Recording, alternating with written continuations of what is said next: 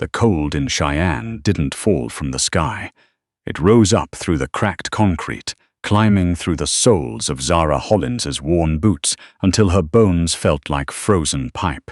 She pressed the trembling Belgian Malinois against her chest anyway, unwilling to let him go. Then an 88-year-old woman she had never seen in her life stepped out of the blizzard and said 4 words that should have terrified her. Instead, they saved everything. The wind off the Laramie Range had been punishing the Wyoming capital for 3 days straight. January in Cheyenne ran cold on its best years. This was not one of those years. The temperature had dropped to 17 degrees Fahrenheit by mid-morning and kept going, and the snow that came with it was the kind that hit horizontal, fine as ground glass, finding every gap in every layer of clothing with contemptuous efficiency. Petty Officer Second Class Zara Hollins, former technically, though the Navy had paperwork that said otherwise, had set up in the narrow alcove between a shuttered pawnshop and a boarded laundromat on West Lincoln Way. She was 27 years old. She had survived 2 deployments, a mortar attack outside Manbij, and 11 months as a ghost, existing just below the surface of a country that was actively looking for her. What she had not survived intact was watching Titan get shot and then being handed a euthanasia authorization form 48 hours later, like it was a routine supply requisition. Titan, K9 designation T19, Belgian Malinois, 68 pounds of muscle and nerve and 4 years of precision training lay across her lap in the alcove. His fawn and black coat was matted with ice and city grime. The front left leg, the one that had taken the bullet fragment in Syria while he was covering her position, was wrapped in fraying athletic tape that Zara had changed for the last time 2 weeks ago when she ran out of proper bandaging supplies. He breathed in shallow pulls, each exhale a small cloud, dissolving in the brutal air. Zara pulled the sleeping bag tighter around both of them. She had stopped shivering an hour ago, which she recognized as a bad sign, and filed away without panic. Panic was a luxury. She had not eaten in 3 days. Titan had not eaten in 2. The $22 folded into the inside pocket of her field jacket was not going to solve either problem.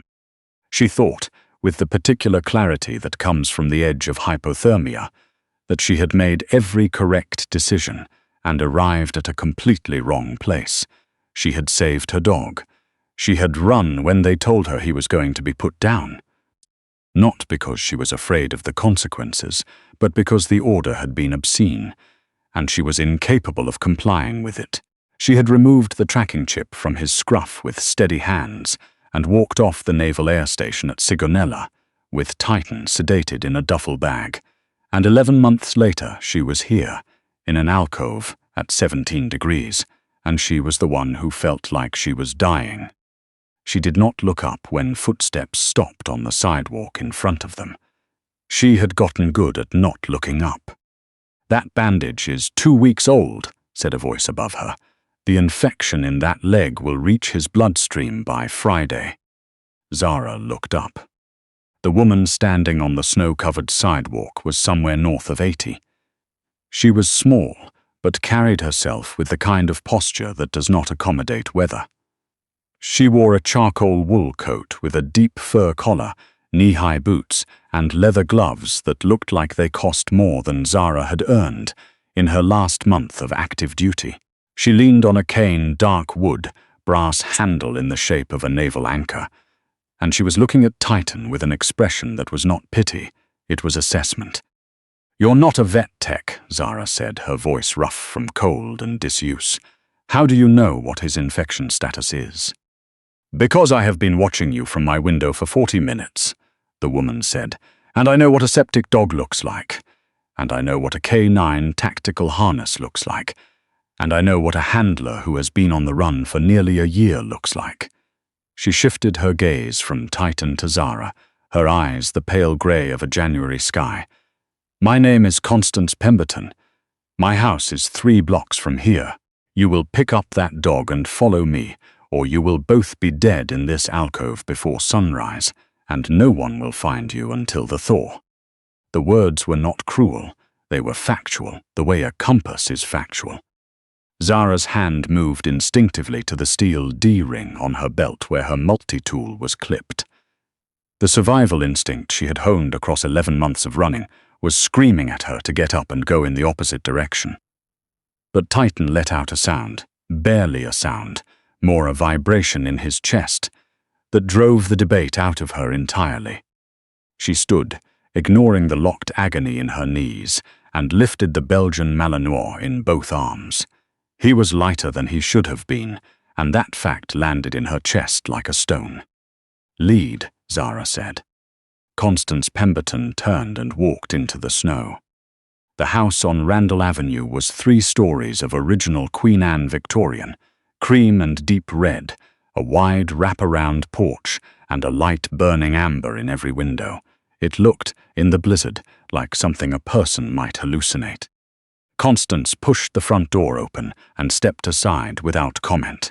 Zara carried Titan over the threshold, and the wind cut off like a severed line.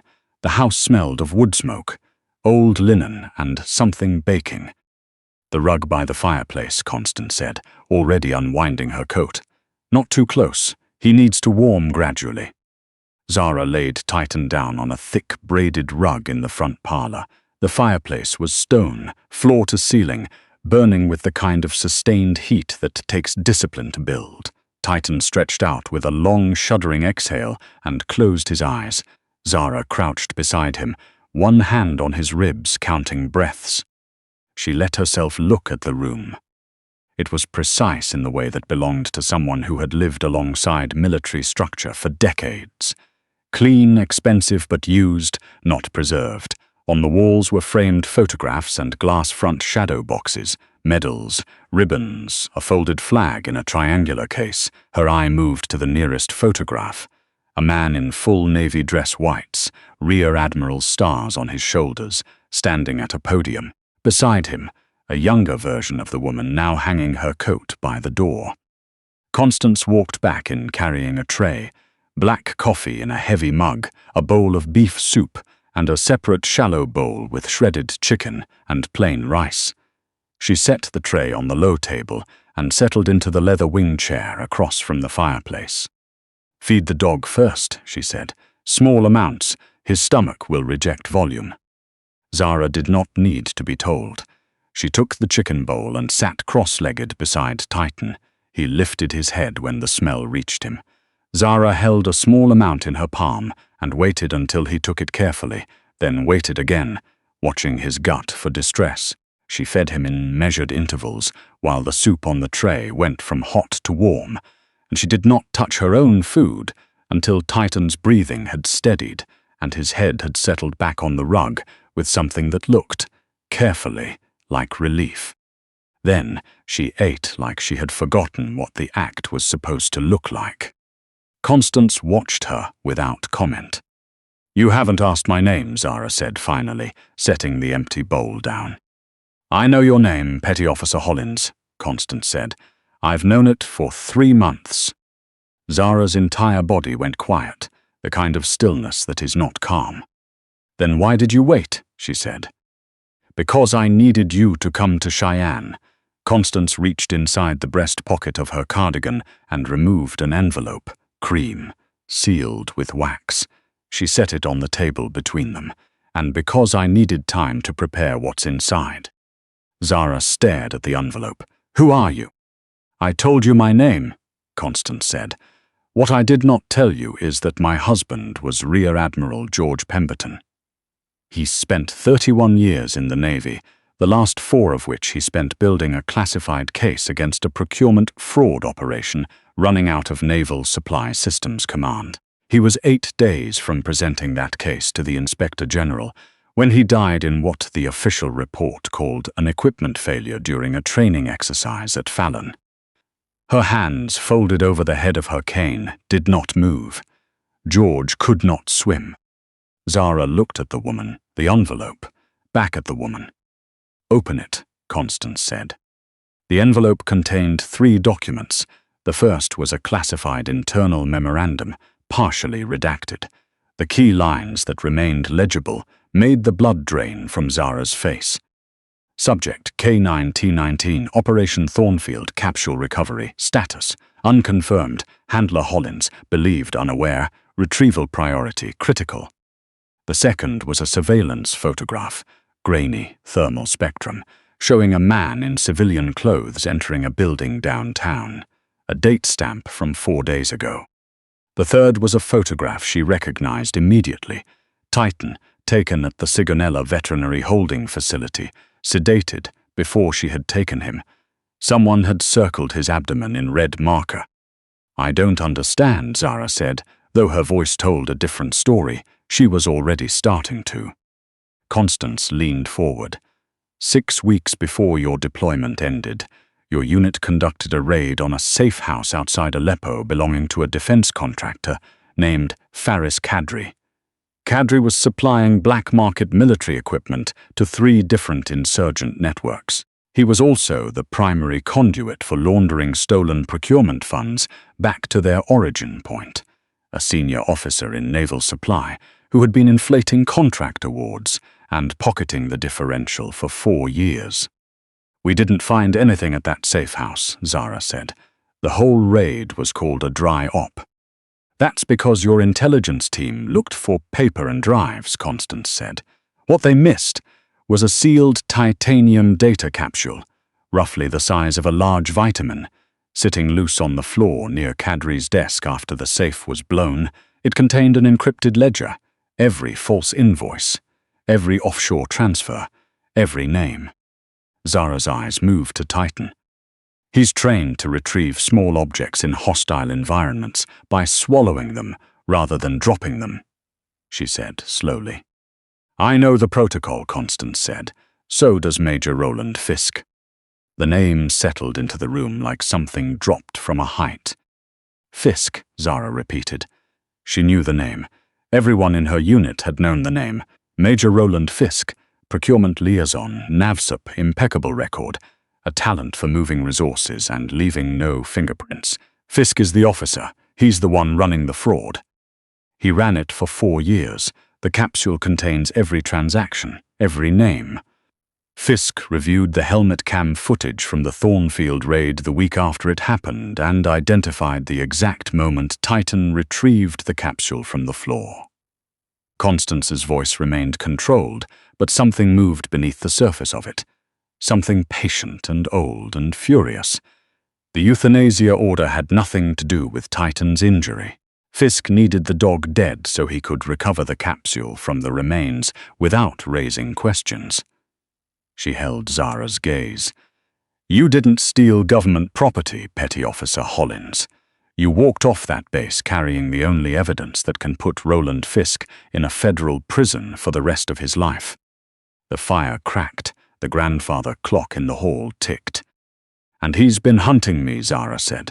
"Not for Titan, for what's inside him. For 11 months. Constance nodded toward the surveillance photograph.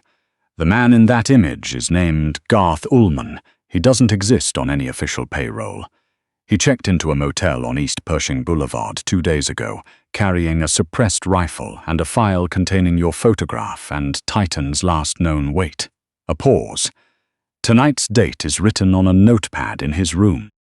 Zara looked at the photograph, then at Titan. The Belgian Malinois had not moved, his breathing still shallow, still labored in the way she had been attributing to his leg, to the cold, to malnutrition. "The capsule," she said. "It cannot be digested," Constance said. "It was designed to withstand environmental damage. It is also significantly larger than what Titan's system can pass naturally. Based on veterinary imaging I arranged remotely, using your unit's last physical records for Titan, it has been lodged in his upper intestinal tract since the raid. It has been creating a progressive, toxic blockage." Her voice did not waver. "What you have been treating as slow starvation and injury recovery is also obstruction poisoning. If it is not removed tonight, his organs will begin shutting down. We do not have another window." Zara placed her hand flat on Titan's side. She could feel the shallow pull and push of his breathing, the warmth beneath his coat, the faint tremor in his ribcage. that she had been attributing for 3 weeks to anxiety and cold. She had saved him. She had run 11 months, eaten once in the last 4 days, slept in parking structures and drainage ditches and the back of a stranger's pickup in Nebraska. She had saved him, and the entire time he had been carrying something that was killing him from the inside, patient and quiet and invisible. "We need a surgeon," Zara said. Her voice was completely level. "Already here," Constance said. She reached up and pulled a braided cord hanging near the fireplace.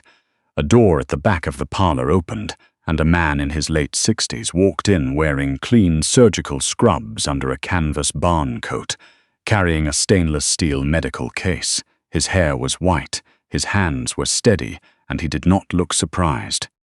"Petty Officer Hollins," Constance said. "This is Dr. Harold Finch. He was chief veterinary surgeon at Camp Lejeune for 17 years. He is also the man my husband helped keep his license in 2009, and he has been on 2 hours' notice to drive here for the last 3 weeks."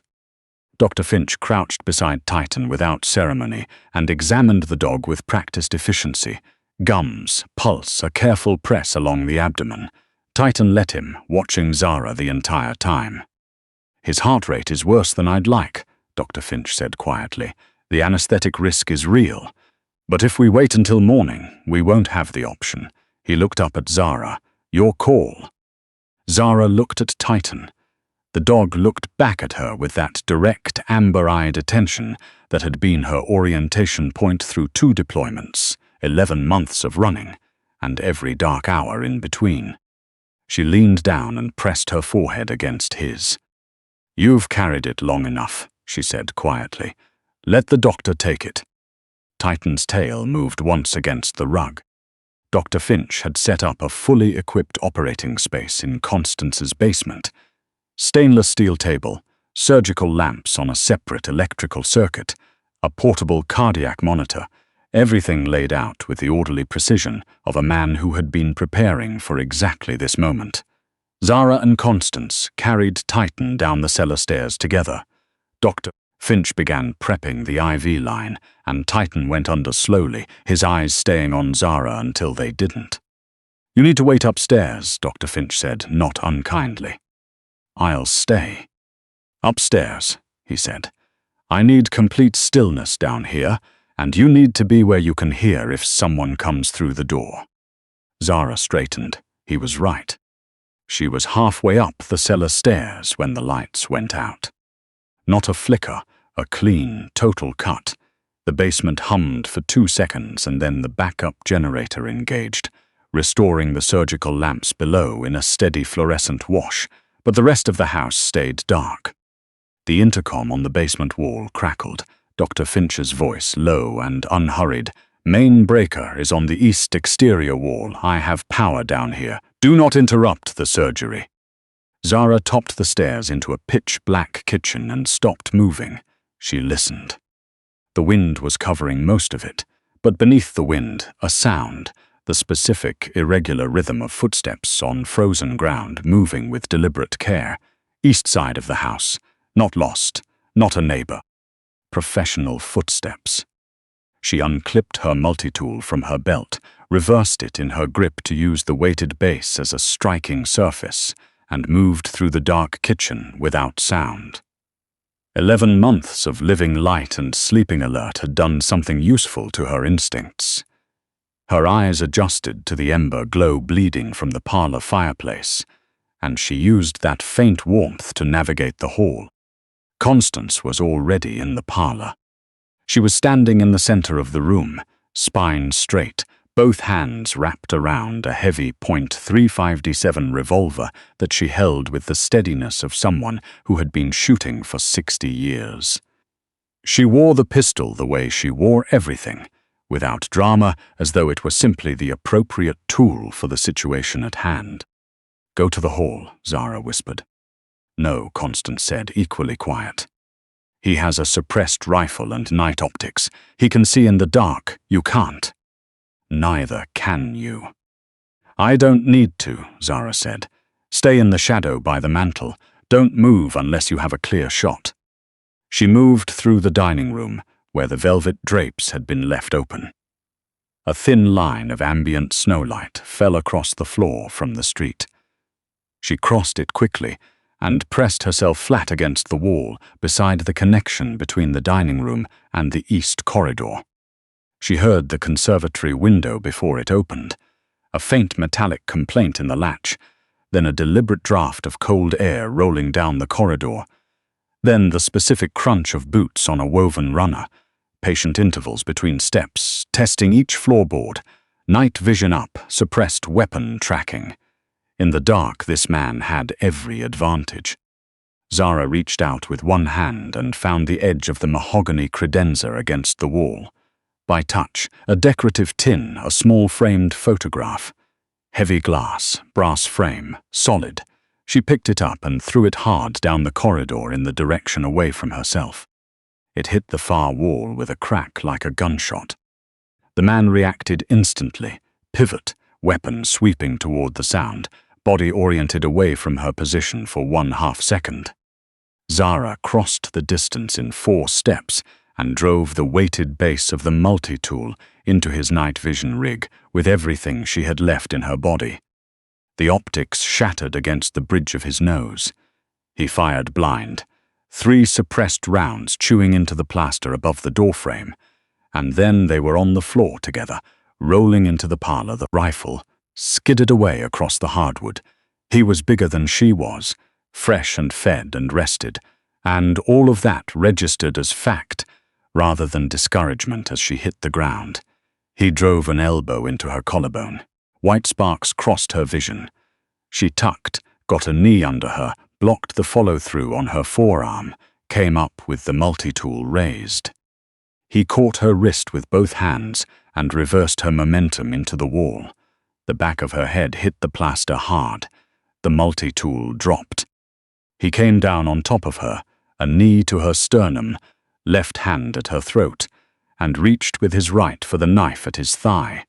The blade came out and pressed against her neck with the careful precision of someone who treats this as a trade. "Fisk says you had a good run," he said very low. The revolver's report was enormous in the enclosed room. A single 3-7 round sent a mass at 11 feet. The man went rigid, then completely slack. Zara shoved him aside and pulled in one long, desperate breath, and then another. Constance Pemberton stood at the parlor entrance, the revolver still raised, smoke threading from the barrel in a thin, pale line. She lowered it with the methodical care of someone who has just done exactly what she intended to do. "That is not his house," she said. "He doesn't get to give orders in it." The intercom on the parlor wall buzzed. "Petty Officer Hollins." Dr. Finch's voice was exhausted and precise. "Surgery is complete. The capsule is out. His vitals are stabilizing, stronger than I expected, honestly." A pause that lasted exactly long enough. "He's going to be fine." Zara sat down on the parlor floor amid the broken glass and plaster dust, pressed both hands over her face, and made a sound that was not graceful. It was 11 months of held-together things finally giving way at once in the orange glow of the dying fire. Constance sat beside her on the floor, a remarkable thing for an 88-year-old woman, and said nothing at all.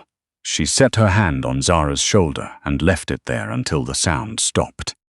48 hours later, an encrypted data package containing the fully decrypted contents of the titanium capsule was transmitted directly to the Naval Criminal Investigative Service, routed through a retired federal attorney in Washington, who had been waiting for Constance Pemberton's call for 7 months. The package included the complete ledger, the offshore transfer records, and a documented chain of evidence that Constance had assembled from her husband's personal case files, kept carefully, quietly, in a fireproof cabinet in her basement since the night she understood that his death had not been accidental. Major Roland Fisk was arrested at his desk at NAVIESOP headquarters in Mechanicsburg, Pennsylvania, on a Thursday morning by 6 NCIS agents who had driven through the night.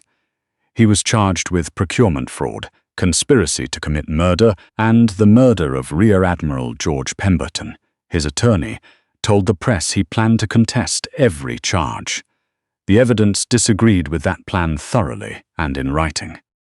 Through a process that involved Constance's attorney, 2 retired 4-star admirals who had served alongside George Pemberton, and a letter submitted directly to the Secretary of the Navy, Petty Officer 2nd Class Zara Hollins, was granted a full pardon and an honorable separation from service, backdated to her original discharge date.